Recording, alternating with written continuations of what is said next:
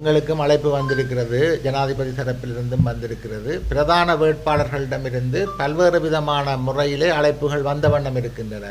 எழுத்து வடிவிலே, மின்னஞ்சலூடாக, தொலைபேசியினூடாக, அவர்களுடைய பிரதான ஆர்கனைசர்ஸ் என்று சொல்லக்கூடிய ஏற்பாட்டாளர்களூடாக எல்லாம் அழைப்புகள் வந்த வண்ணம் இருக்கின்றன. தமிழ் பொது வேட்பாளர் தொடர்பாகவும் ஜனாதிபதியுடனான சந்திப்பு தொடர்பாகவும் டெலோவின் ஊடக பேச்சாளர் சுரேன் குருசுவாமி கருத்து தெரிவித்துள்ளார்.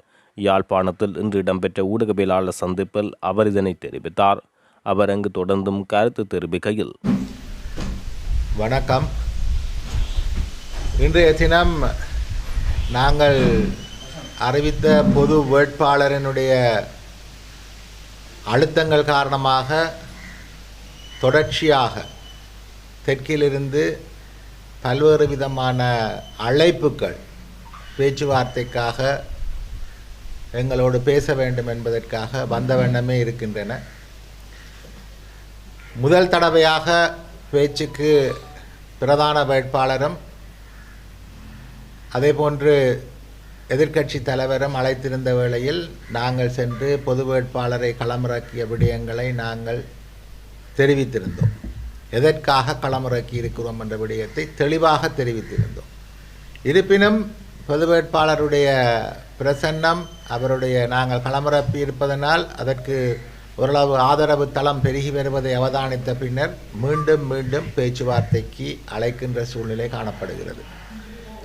பொது வேட்பாளருடைய அடுத்த கட்ட வேலை திட்டங்களை எப்படி நாங்கள் முன்னெடுத்து செல்வது என்பது பற்றின ஒரு ஆராய்வு தமிழ் தேசிய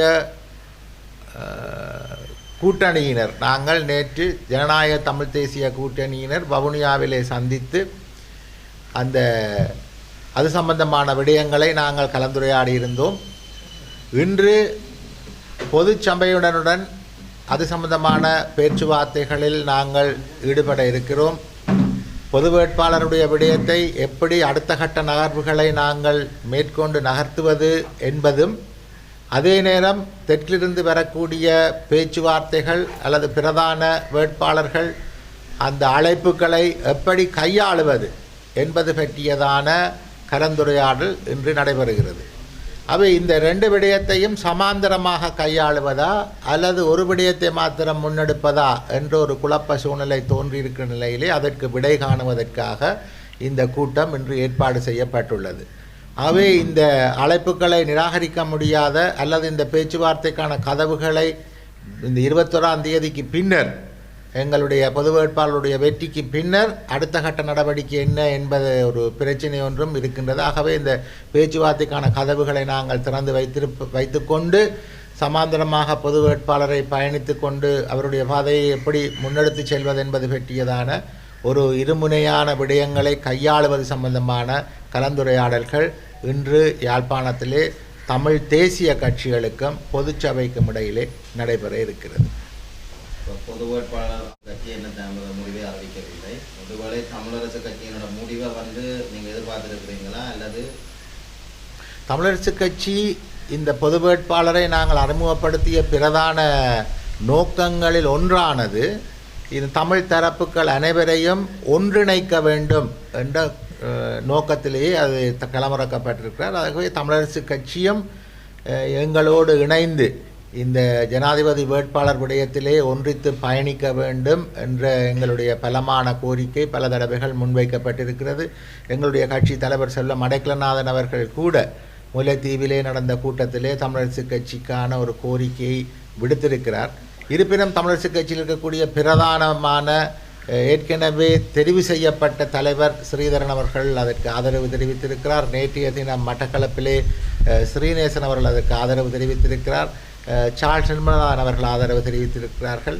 ஆகவே அங்கிருக்கக்கூடிய பிரமுகர் பலர் இந்த பொது வேட்பாளருக்கான ஆதரவு தெரிவித்து வருவதை நாங்கள் அவதானிக்கிறோம். அது அவர்களும் அதில் இணைந்து கொள்வதாக இருந்தால் அது வரவேற்கத்தக்க விடயம்.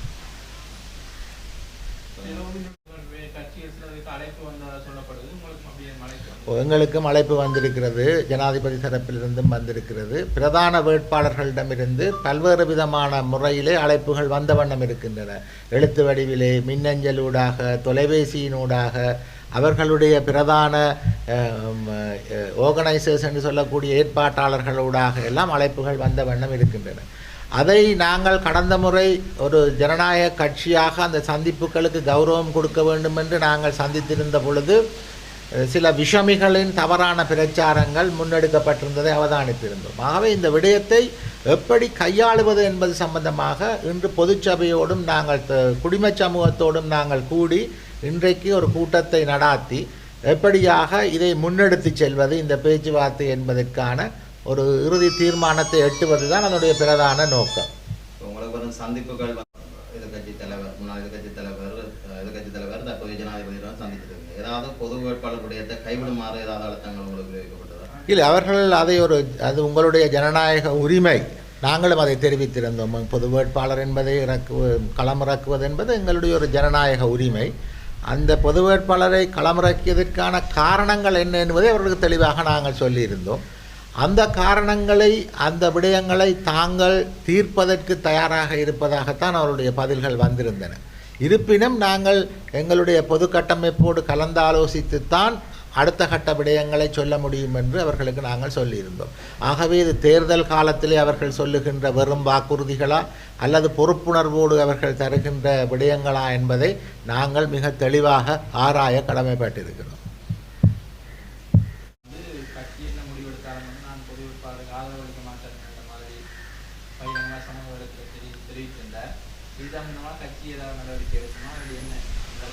ஜனாதிபதி வேட்பாளர் சம்பந்தமாக கட்சிக்குள் பல்வேறு விதமான கருத்துக்கள் நிலவியது ஒரு காலத்தில். ஆனாலும் பொது வேட்பாளர் என்ற விடயத்திலே கட்சி ஒப்பந்தத்தில் கையொப்பமிட்ட பின்னர் அனைவரும் ஒருமித்து பயணிப்பது என்ற தீர்மானத்தையே கட்சி எடுத்திருக்கிறது. ஆகவே அவருடைய கடந்த கால கருத்துக்கள் சலசலப்பினை ஏற்படுத்தி இருந்தாலும் கூட கட்சி ஒரு பொது நிலைப்பாட்டிலேயே பயணித்து கொண்டிருக்கிறது. அவர் சம்பந்தமான விடயங்களை அவரோடு நாங்கள் பேசுவதும் அவரோடு பேசியிருக்கிறோம். அது சம்பந்தமாக எப்படி அவரோடு அந்த விடயங்களை கையாளும் என்பதை பற்றியும் கட்சியினுடைய தலைமை குழு தீர்மானம் எடுக்கும். கிலோ இறுதி கட்டத்தில் ஏதாவது மாற்றங்கள் நிகழுமா, இல்லை தொடர்ந்து நீங்கள் பொது வேட்பாளருக்கான ஆதரவை தான் தொடர்ந்து வழங்குவீர்களா? பொது வேட்பாளருக்கான ஆதரவு என்பது நாங்கள் ஒப்பந்தம் செய்தவுடனேயே அந்த ஆதரவுக்கு நாங்கள் அவருக்கான ஆதரவை வழங்கியிருக்கிறோம் என்பதில் எந்த விதமான பின்னடைவோ மாற்று கருத்துக்களோ இல்லை. ஆனால் தெற்கிலே இருக்கக்கூடிய பேச்சுவார்த்தைகள் கதவுகளுக்கு எங்களை அழைக்கின்ற பொழுது ஒரு அரசியல் கட்சியாக, மக்கள் பிரதிநிதிகளாக அந்த பேச்சுவார்த்தைக்கான கதவுகளை நிரந்தரமாக மூடக்கூடாது. குறிப்பாக ஆயுத போராட்டம் நடந்து கொண்டிருந்த பொழுது கூட சமாந்தரமான பேச்சுவார்த்தைகளும் நடைபெற்று வந்ததை நாங்கள் இங்கு குறிப்பிட விரும்புகிறோம். ஆகவே இந்த பொது வேட்பாளர் என்ற விடயம் நாங்கள் முன்னெடுத்து பலமாக செல்லுகின்ற பொழுது பேச்சுவார்த்தை கதவுகள் மூடக்கூடாது என்பதற்காக நாங்கள் அந்த சந்திப்புகளை மேற்கொண்டிருந்தோம். அதை சில விஷமிகள், சமூக அயோக்கியர்கள் என்று சொல்லக்கூடியவர்கள் தவறுதலான கருத்துக்களை பரப்பி இதிலிருந்து தமிழீழ விடுதலை இயக்கம் பின்வாங்கி விட்டதாகவும் அல்லது தமிழீழ விடுதலை இயக்கம் இதில் மாற்றத்தை கொண்டு வர முயற்சிப்பதாகவுமான பொய் பிரச்சாரங்களை மேற்கொண்டு வந்ததை நாங்கள் அவதானித்திருந்தோம். அதற்கான மறுப்பறிக்கையும் எங்களுடைய கட்சியில் பலர் வெளிப்படுத்தியிருந்தார்கள். நாங்களும் அதற்கான அறிக்கைகளை ஊடகங்களிலே, தமிழ் ஊடகங்களில் மாத்திரமல்ல சிங்கள ஆங்கில ஊடகங்களிலும் அந்த கருத்துக்களை தெளிவாக நாங்கள் சொல்லியிருக்கிறோம். ஆகவே அந்த முடிவில் மாற்றமில்லை. அதை பற்றி பொய்யான தவறான கருத்துக்களை தெரிவிப்பவர்களை நாங்கள் வன்மையாக கண்டிக்கிறோம்.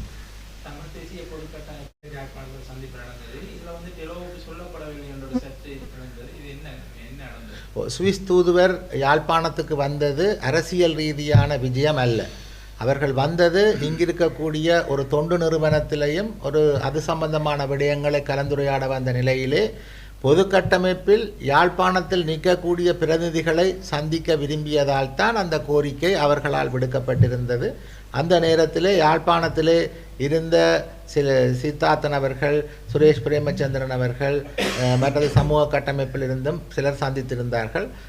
செல்வம் அடைக்கலனார் எங்களுடைய தலைவரும் எங்களுடைய பாராளுமன்ற உறுப்பினர்களும் பாராளுமன்ற அமர்வுக்காக கொழும்பில் இருந்ததனாலே அதில் பங்கு பெற்ற முடியவில்லை.